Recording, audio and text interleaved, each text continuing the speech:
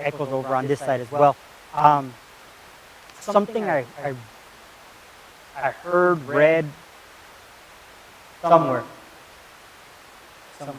Yes. And it was changing our mentality, our way of thinking, right? And that really changes a lot of things. And I tried it this morning. So the thing is, sorry, and I have to go to work. I have to pay the bill. I have to pay the mortgage. I have to pick up my bill. I have to do Sabbath. I have to present. I have to be there early to open the church. I have to. You see the thing? I have to be. That's my responsibility. But the people have to get. I have to get. This is the way it changes. I get to pick up my bill. I get to do Sabbath. I get to pay my mortgage. I get to pay my bill. I get to wake up in the morning. I get to go to work. So your mindset changes of that of gratefulness, of being able to say, I get an opportunity to pay my mortgage. What a blessing is that? Instead of, oh man, I have to pay my mortgage. I get to do Sabbath school. Instead of, man, I have to do Sabbath school. The gratefulness, the mentality, the mindset changes with one simple word. Try it. I did it this morning. I woke up. And I'm like, hey, Robert. And I talk to myself all the time. I hope you guys do too. Because that makes me not crazy, right? I'm not anymore. I talk to myself, okay, Robert, you got to get up. And I stop myself. And I said, Robert, you get to get up. You get to get ready. And that really just changed things. So try it. I'm going to challenge you guys to try that from have to get to and see how that changes. Yes, sister? How about if you change the word need to? Would that be about the same as I have to? Yeah, if I need to do something, that's yeah, it's the same thing. Need to, have to, right? But if you get to, it's more of a blessing.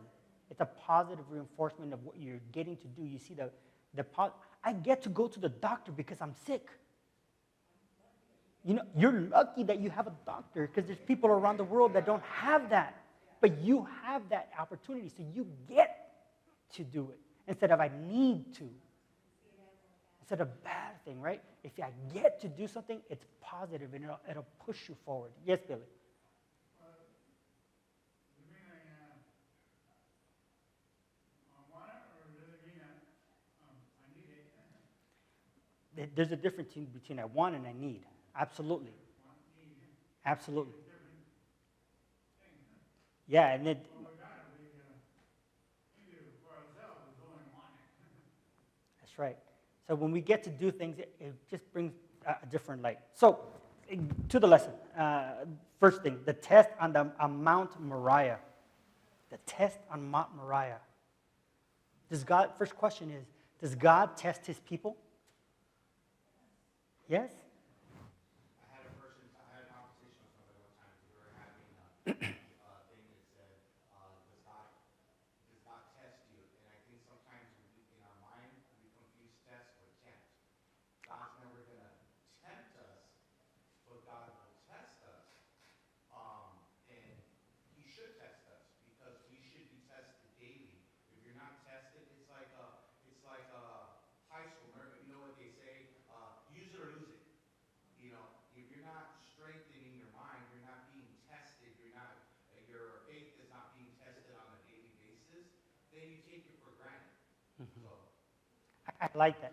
So are there any other personalities or people in the Bible, I don't want to say characters, right?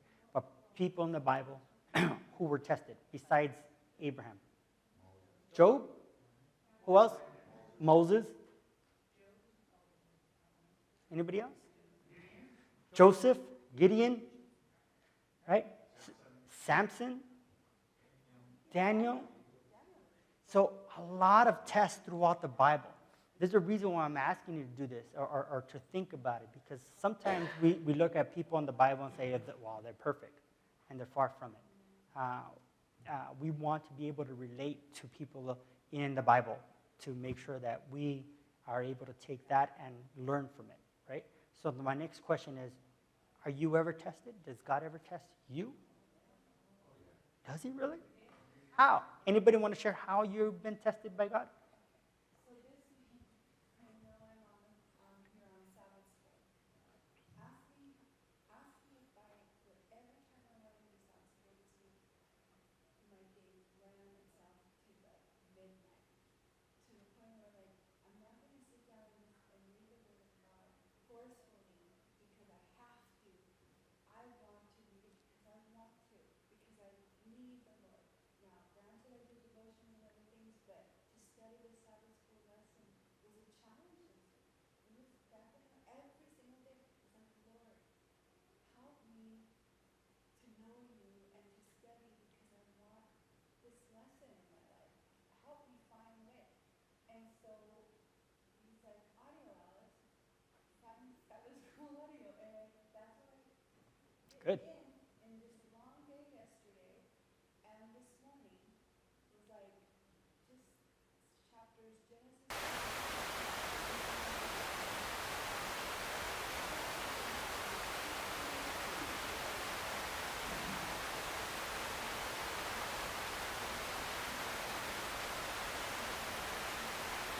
So God is testing to see if your result.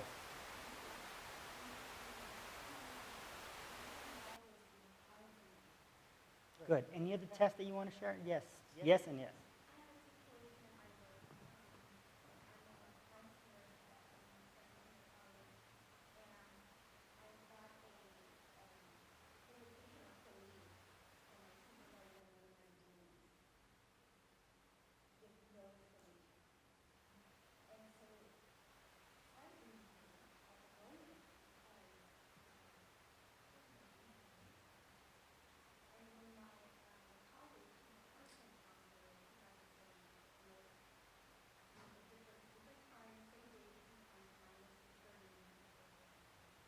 Hmm.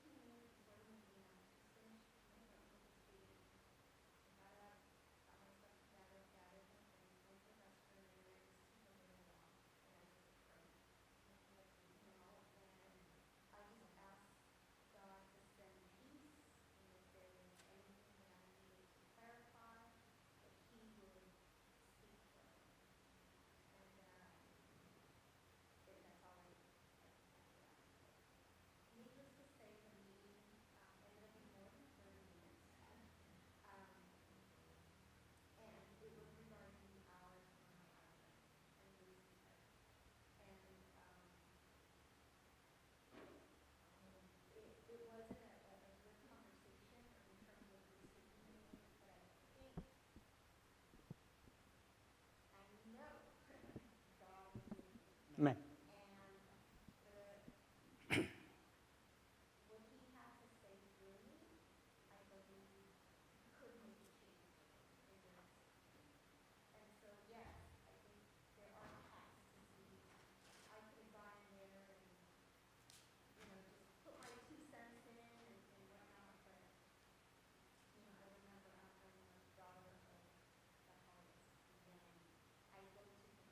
Amen. Do me a favor, look up, you have something to say and you had something to say? Quickly, guys, look up Deuteronomy 8:2. Billy, you had something to say? I say like if that's what one's every day with is God name in him. If that's the word of our walk, says exercise with it, but it's like it's ridiculous, but I need to get out there, do some exercise, And trust in him. Absolutely. Alex, you had something to share really quick? Yeah, and I'll make it short. So recently at work we have a new employee, and we came talking one day, and he was talking about he grew up in the church, but as he got into high school, early teens, he just kind of, you name it, he did it, and he got really bad. I mean, just really bad. And now for the last year or so, he's kind of turned his life around, come back to the church, and he's trying to be better. That being said, there was a conversation being had near us where people were talking about some of the things that are going on, and not to get into a big story on that, but things that are going on in our society that affect us morally. And one of the girls blotted out. She was like, "Well, I'm an atheist, and I don't know why all these Christians, keep on trying to this, and that, and push their morals on us." And I was like, my ear just said, "Oh no!" And I just pulled myself closer, and I was like, "Well," and the thing is, I didn't attack her issues. I attacked her, and I can't say attack. I addressed her issue of God, and I said, if there's no God, what forms your moral constructs, or do you even have moral constructs? And she wasn't able to answer that, because for people who don't believe in God, morality is fluid. It can change from one day to the next, Yep. depending on what the popular opinion says. So I told her, without the basis of God, without the basis of a higher moral construct, then we're just changing, on a flip of a coin. And she couldn't really answer that. She couldn't really come back. And if my point wasn't to make her feel bad or to put her down. My point was to get her to think. Like, you're saying this, but what's the reason behind what you're thinking? Does it make sense?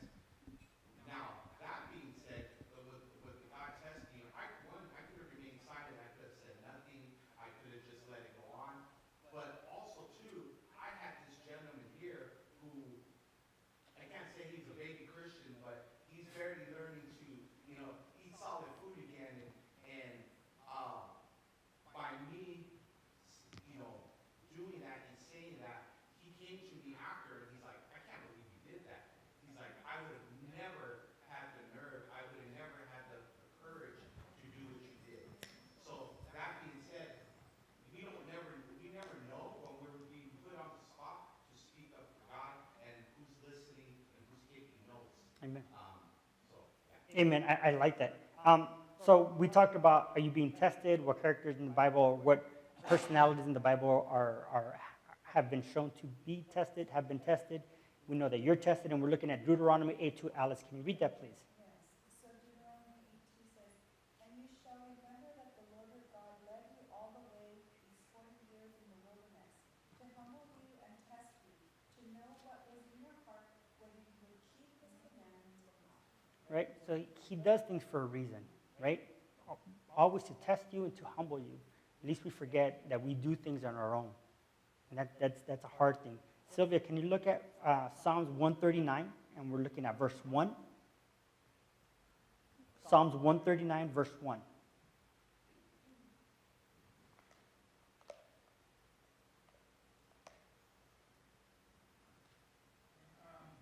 the Lord is our great man of heart, and know everything about me.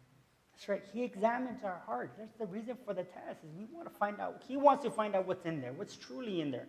Skip down to verses 23 and 24 of that same Psalm, Psalms 139. 23 and 24. Search me, God, and know my heart. Test me and know my anxious thoughts. See if there is any way offensive in me, So there's a reason for the test, right? We want to find out. Not only is it good for him to know, obviously he needs to know, but we need to know. Is there something that I really need to work on as well? You know, when I get my Emily and she tells me, oh, Dad, I did this, on the test, or I did like this or that on the test. Not Sophia, because she just worries and she just does well.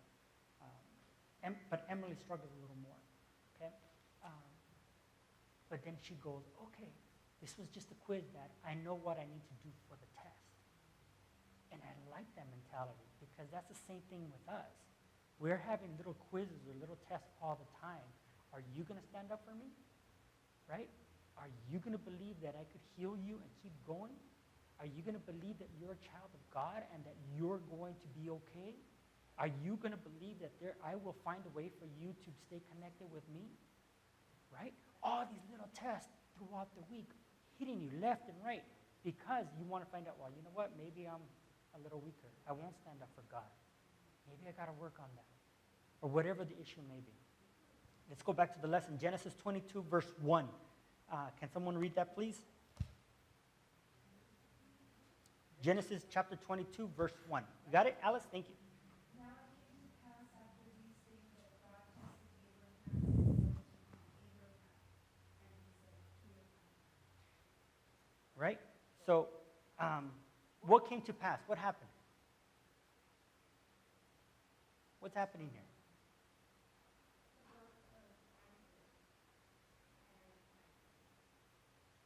In Genesis, yeah, it already happened. But what are we doing in chapter 22? What's going on in chapter 22?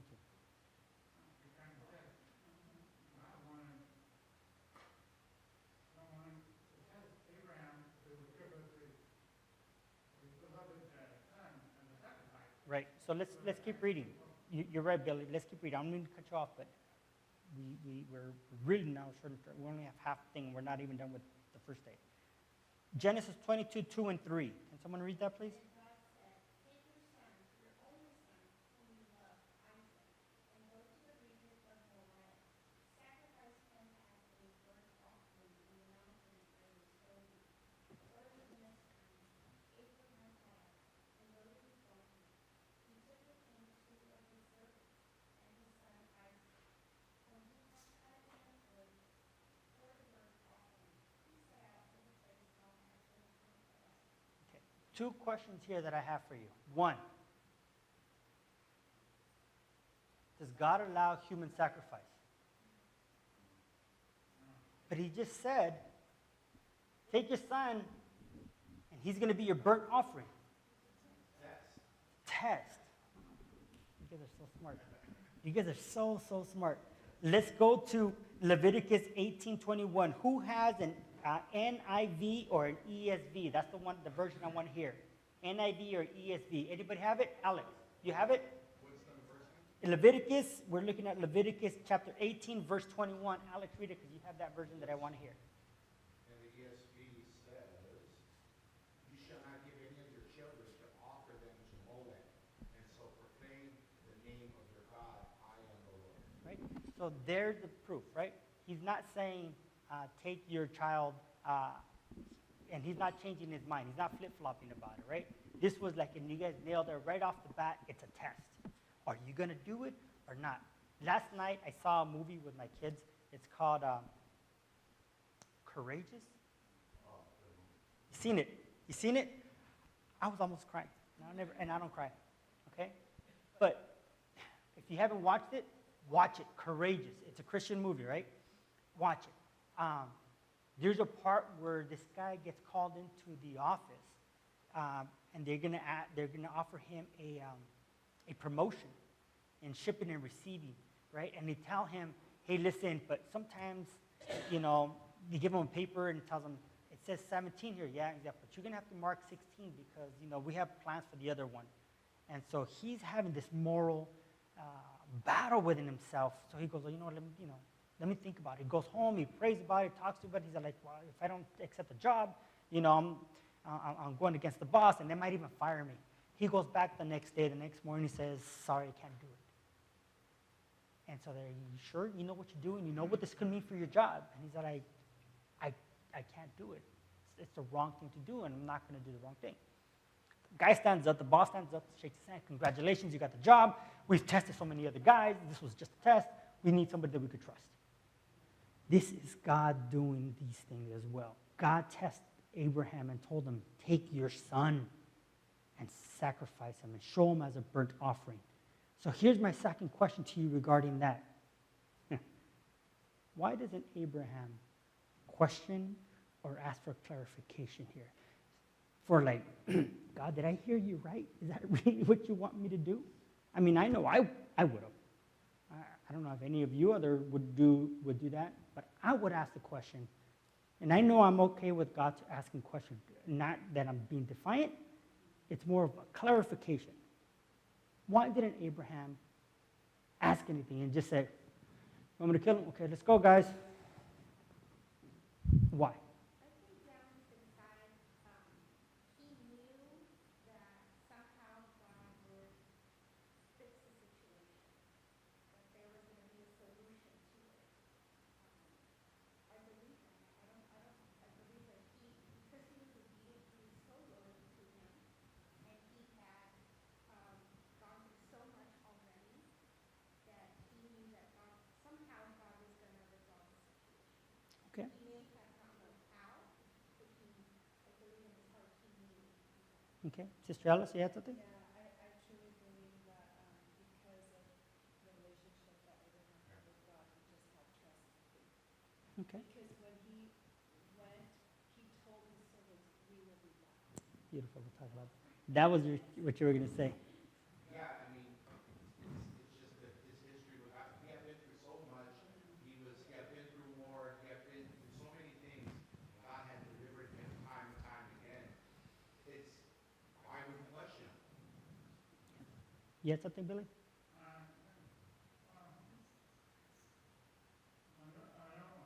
Abraham to do what he had to do, but as the God said, Abraham said, I will provide. Abraham said, God himself will provide.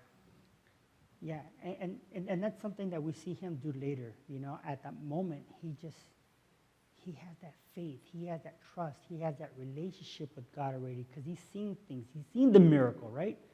I mean, his son's alive at, 100 plus years old. And his son's alive, right?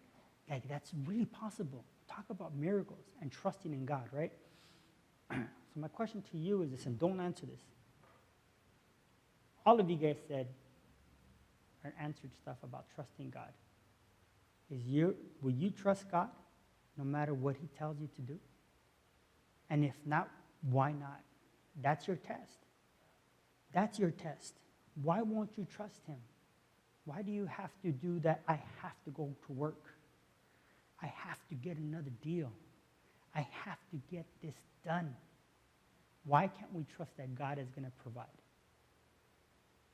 Why is it so hard for us? And don't answer it because that's a really long one, and that's very personal to each and every one of us. If we keep looking back at Genesis 22, we're going to go through 4 through 12, right? And here we start seeing, and we're not going to read it, but in that section, we start saying that 3 days, right? Why 3 days? I find it fascinating that they use 3 days. You know, the significance of that. Is that really foreshadowing something? Right? It also talks about, and I think, I don't know, somebody said, he tells his guys, you guys stay here, we will be back. You know, we will, the assurance, the self-assurance that he knows. I know I'm going to be back with my son. I know that in the heart of my heart, and as deep as it can go, I know, and there's no question about it. You know, that's huge. Question, and then question, no. Okay, We question. talk about faith and assurance. A lot of, something that doesn't get brought up a lot, but some people have touched on it, was, did Isaac know that he was going up to be sacrificed? He did. He did. What faith and assurance that this young boy of such a young age had in God, that he didn't question his father, he didn't question, he went like if they were going to walk into the water. So he asked, right? Didn't Isaac ask? Dad, I see the fire, I see the wood, I see everything. What's the sacrifice? And what was Abraham's answer? God will provide, right? What was that? He will provide everything, right? He doesn't need anything from you and me. And I think that that's just a testament also of obviously of that seed, right? What God had his original plan. That through that seed, through that loyalty, through that love, through that faith, you can see that Isaac also had it. That was inherited. Billy? Abraham's fact that God will provide was sort of prophetic. It was kind of like a prophecy of God sacrificing His Son to save us. Save us from our sin. And I like that you do that because the issue of getting Isaac to get up there, I mean, there's a lot of things, right? And you guys touched upon it, or one of you touched upon it. Did he know? Yeah, he knew. He asked. And he's like, okay, well, God will provide. And then he sets him down, right? Not only does he tell him, don't worry about it, mijo, God will provide. They go up there, they set everything together, and then he sets them on the on the altar, ready to burn them, and gets the knife out, right? And right before he did, the angel says, stop. All the while, Isaac is there, and this is a young man. I don't know about you, but I'm 47, almost 48 years old, and I'm sure I could whoop my dad's butt. You know, my dad tried to hurt me. Oh, whoa, get away from me. What's wrong with you, old man, right? But Isaac didn't. He was calm. He was just trusting God's going to provide. And that, to me, it's a testimony of the relationship that Abraham had as a father to his children to teach them the way of God. That's a testimony of how Isaac saw his father as an example. My dad trusts him that much, I'll trust him that much. And that is hard. Imagine how different our families would be. Well, we've talked about we're all preachers. We're all examples. So imagine if your faith is strong enough to influence others, and it is, one way or the other. Whether you say, you know what, it's Sabbath, but it doesn't matter, man. Let's go watch Return of the Jedi again because it's on theaters and IMAX. Let's go, and it doesn't matter. The Lakers are playing today, and it's the finals, Game 7. And it's okay. God understands. What message are you, I know you're telling him a message, right? Your priorities. But what message are you telling those around you, specifically your children? That if you're not willing to do it, then why should I? Here it goes back to when, we raise our children and we're like, do as I say, Yeah. say, oh, don't do this, oh, don't do that. Yet, you don't practice what you preach. And then, unfortunately, you see the consequences. You had something? I was just going to say, just going back to Isaac, I think one point that you missed was, as far as him being obedient, but as it does say that Abraham bound him, so he was tying him. So, at that point, yeah, you're right, I would start, what's wrong with you, man? But he willingly, he, just like Christ, willingly came to die for our sins. He willingly allowed himself to be bound and to be laid down on that sacrifice. So you talk about, Kevin and Billy talked about the atonement, right? And the reference to Christ. And something that I'm finding now, after being in the church for 7 years, is that these stories that we're hearing, they're all undertoned with salvation, with Christ. All of them. It doesn't matter where you're at, what story you're at. If you really look at it and you dissect it, it keeps telling you the same story of salvation. Here we start seeing that this not only deals with an ethical problem or an ethical issue of are you really going to go kill your son or sacrifice your son. It deals with the issue of atonement, and it's a profound meaning, right? What does that word of atonement mean? What does atonement mean?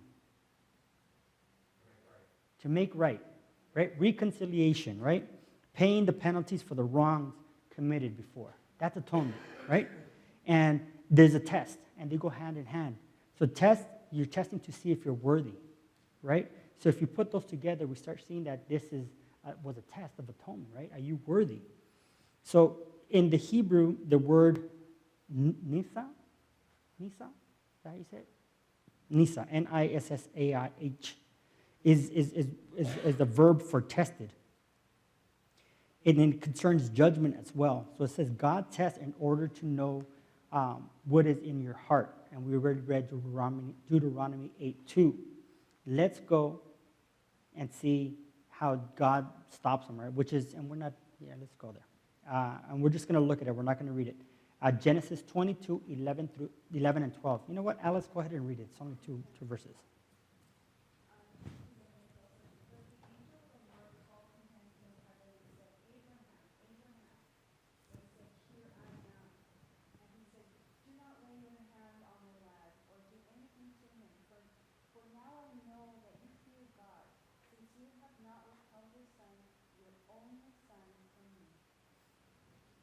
Who's the angel that's speaking here?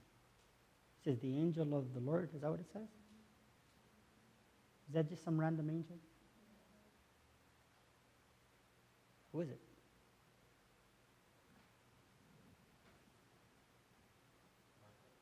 Michael? Jesus? I think it's Jesus himself. Don't hurt him. Don't worry about it. I got you. Literally, I got you. Right? Jesus is saying this. So instead of it being a random, we're looking at this, right? Obviously, it's a test of atonement. We talked about what atonement means.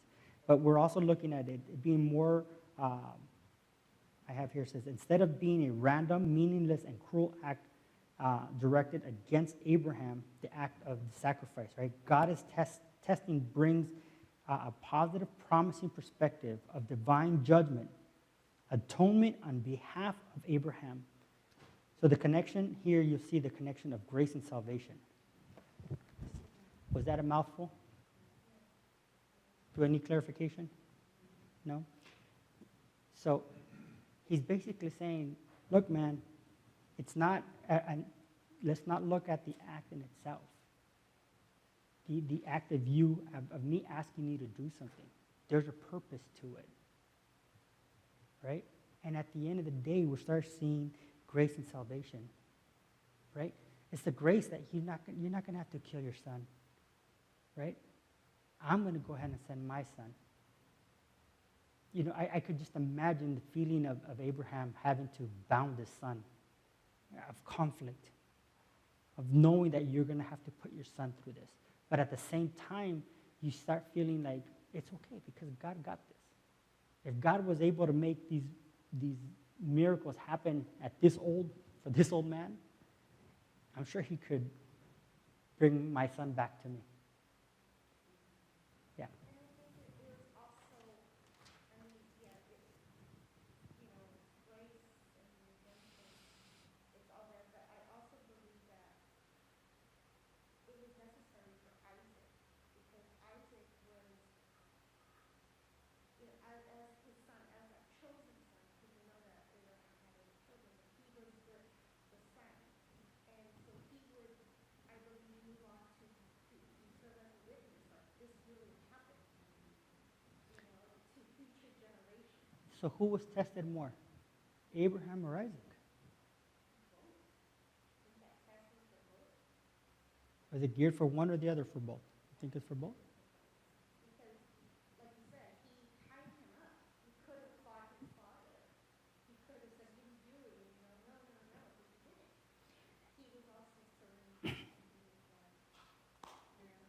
And I think it's interesting to note that most people, when we read it, is like, wow, the test that Abraham went through. But we forget the test that Isaac went through. Right? And I just wonder, did Sarah know any of this? Was she aware of what they were about to go do? What do you think, Brother Vince? Was she aware? Was Sarah aware? I'm sorry? Do you think Sarah was aware about? No, she wasn't aware. And, for the mothers here, that must have been some experience. For 6 days, almost a week, because I was a 3-day journey to Moriah, and I'm saying 3 days back, she didn't see her husband and her son. And I'm wondering what her experience might have been like. Asking about, where's Isaac? Where's Papa? Where's Daddy? And I don't know, that must have been a test for her too. I don't know. The Bible doesn't really specify. I was reading between the lines because it was 6 days. Daddy and son, probably the son's not home. And what experience she might have, what emotional experience and trauma she might have gone through. It's interesting to know. And then what happened afterwards when they came back? I'm sure she figured it out, right? I mean, was she going to say, "Te voy a matar, how could you do that to my son?" Right? "I'm going to kill you, man. How could you put my son in harm? How could," right? Or maybe she was like, "Okay, well, I knew nothing was going to happen." I think she had a trust too because they called her and took them out of it. And then how much longer was she alive? Right? It wasn't long after this incident, she died. Yeah. I mean, that must have been stressful for her. It must have. Continuing, the Lord Yahweh will provide. God will provide. So, question: what is the substitution of atonement? Substitute atonement. What is that?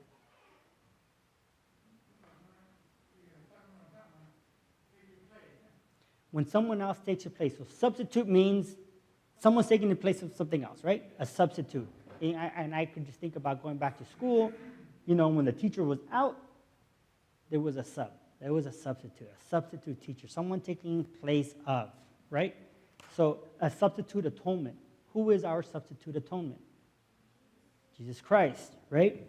So it's because, and what is he atoning for? Our sin. So let's go to Romans 6:23.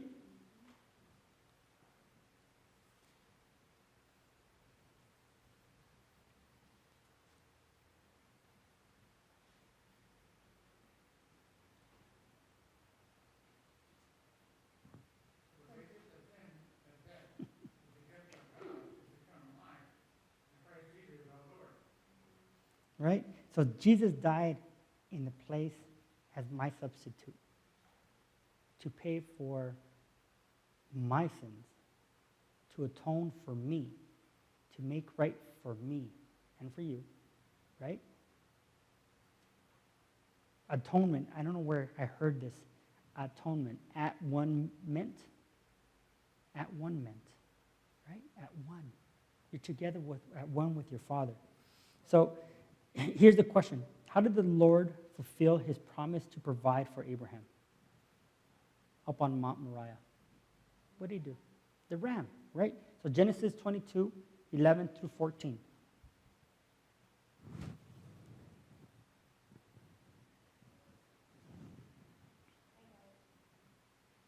But the angel of the Lord called out to him from heaven, Abraham, Abraham. Here I am, my son. Do not lay your hand on the boy, he said. Do not do anything to him. Now I know that you fear God, because you have not withheld from me your son, your only son. Abraham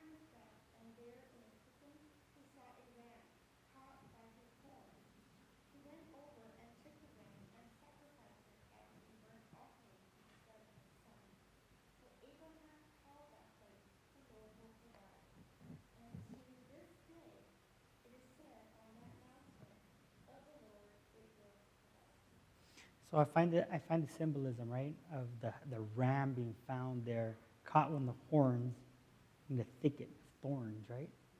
The symbolism, how you can see that, the foreshadowing of what's going to happen, and then that ram gets sacrificed, right, for atonement, right?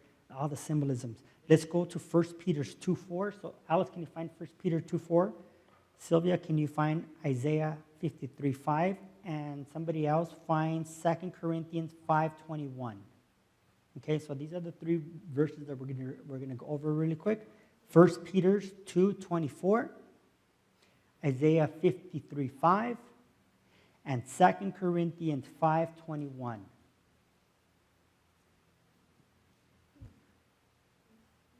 First Peter chapter 2, verse 24. 1 Peter 2:24. He bore himself for our sins in his body on the tree, that we might die to sin and live to righteousness. By his wounds we have been healed. Right?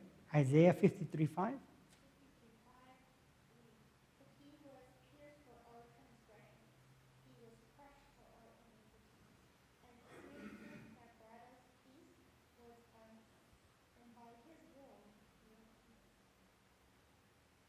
And 2 Corinthians 5:21. Like when God made him who had no sin to be sin for us, so that in him we might become the righteousness of God. So he's our substitution, right? Because of what he endured, we have I'm not going to say we're saved. I won't say that. We have the opportunity to be saved, right? Because we still have to do our part. And what is our part? John 3:16.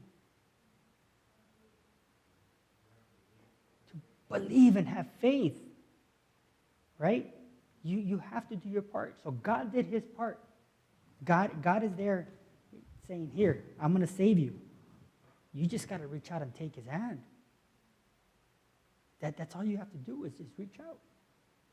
That he's there. He wants you. But the question is, do you want to be saved? It's interesting you say that because we think that we have to reach out and say that in the big things in our life, but it's in the little things. It's in the little mundane things. It's not just when we're going through something big. Do we have a relationship enough to say, you know what, I can't bring out this situation, or give me the words because I'm afraid, or I'm about to go to a doctor and I don't know if I'm going to hear, or I'm facing someone that I'm uncomfortable with. Help me not to look at them as people in a wrong way.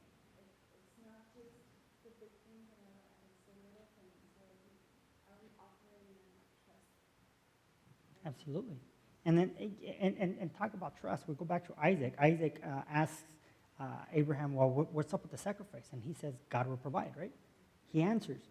Let's go to Genesis. We'll talk about the plan of salvation here. Genesis 22, verse 18. So it says, in your seed all nations of the earth shall be blessed because you have obeyed my voice. Right? Let's go to John 8:56. Let's go to Galatians 4:4-7, and Romans 5:6-8. So I'll repeat those again. John 8:56. John chapter 8:56.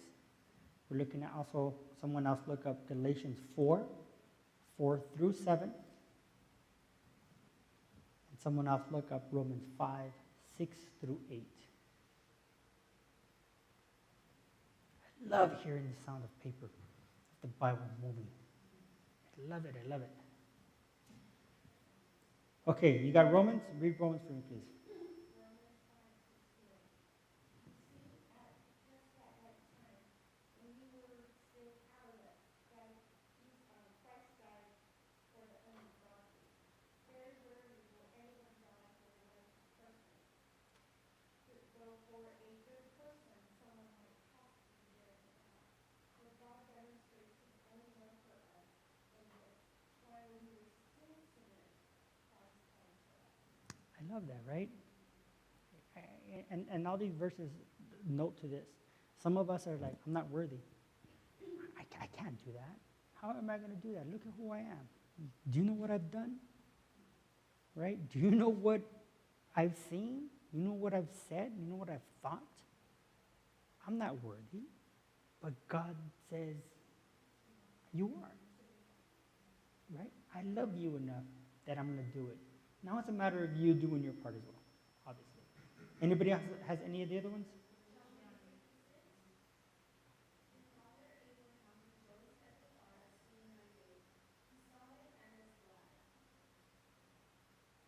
Okay, he's glad. Galatians 4 through 7. That verse. So how do you think Abraham saw that? I think he probably saw it after the whole event with Isaac and the sacrifice. Probably God gave him a dream or a vision, which made him understand what the sacrifice what God was going to do. Perhaps. I think that Abraham had the faith knowing that whatever God asks him to do, because he learned from his mistakes, right? He learned from his mistakes because sorry, tell him Mark. Because you'll get that in a second. Because obviously he made some mistakes with Hagar. But Jesus is saying, and in the verse afterwards, when Jesus is saying that Abraham saw Jesus coming to earth. Oh yeah, absolutely. I agree. I think he started realizing what all these things were. It's like, oh, okay, this is what it means. And his faith grew even more. Who had the next one? Galatians 4 through 8. When at that time Holy comes, God sent His Son, born of a woman, born under the law, redeemed those under the law, we might receive the office of sonship. Because you are His Son, God sent the Spirit of the Son into our hearts. Spirit who calls out, Abba, Father. So you are no longer a slave, but God's child. Since you are a child, God has made you also an heir. Only when you did not know God, you were slaves to those who by nature were not God. Does God provide for you? Does he provide for you? Or do you provide for yourself? Do you don't provide for your family? Through him. And it's mindset. It needs to change. Remember, we talked about this early on at the beginning. I have to go to work. I have to go to church.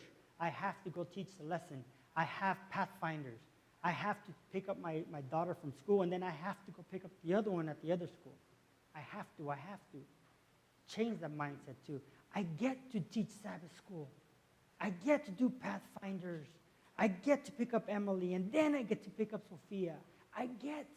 It's your mindset. If it changes, your attitude is going to be different. You're going to have a heart of gratefulness. And say, thank you, Lord. You allowed me to have a job so I could pay my mortgage. Thank you, I get to make my check out for my mortgage. Yes. Instead of, man, I got to pay this mortgage. I get to put gas, almost $6. Yes. Bro, you have a car and you're able to pay for it. Some people can't. I get to go to the doctor because I'm sick, right? I used this example before. Hey, man, you have a doctor to go to. Yeah, you're sick, but you have a doctor to go to. Otherwise, people around the world are dying because they don't have medical attention. I get to do it.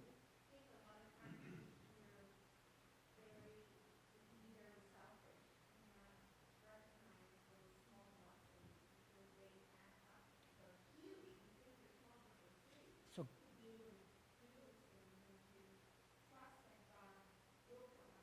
God will provide. God will always provide. You just have to wait on him. Maybe he won't do exactly what you want him to do. I don't have that shiny Mercedes that I wanted. Right? It's not going to happen. It's okay, but I got a Honda. And it'll take me to and fro. No problem. Right?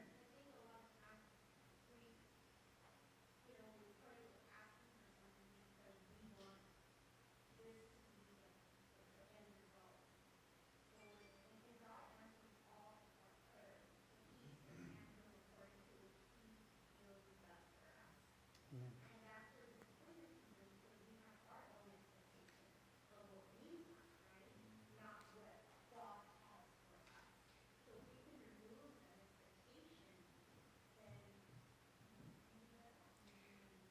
So our time's up, and I have to still, I have a lot more to go.